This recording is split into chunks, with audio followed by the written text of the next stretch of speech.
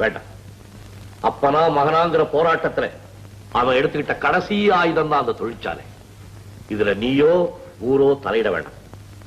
நானே சமாளிச்சுக்கிறேன். இப்போ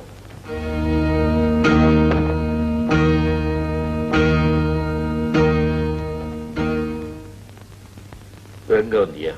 எங்களை மன்னிச்சிடுங்க அப்பா. எதுக்காக? அவனை பழி வாங்கணும் திட்டம் போட்டுதான் நாங்களும் அவங்களோடவே சேர்ந்தோம். அவன் கூடவே இருந்து அவங்களுக்கு குழி தோன்றதுன்னு எல்லாரும் வெளியே போங்க.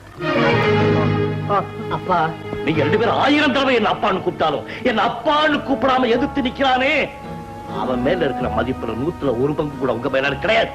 ஏன் தெரியுமா? அவன் மனுஷன், சொல்லிட்டு எதிர்த்து நிக்கிறான். ஆனா நீங்க போங்க வெளியே. அன்னைக்கு கொஞ்சி வந்த அழுகையை அடக்கிட்டு போங்கன்னு சொன்னேன். ஆத்திரத்தை அடக்கிட்டு சொல்றேன்.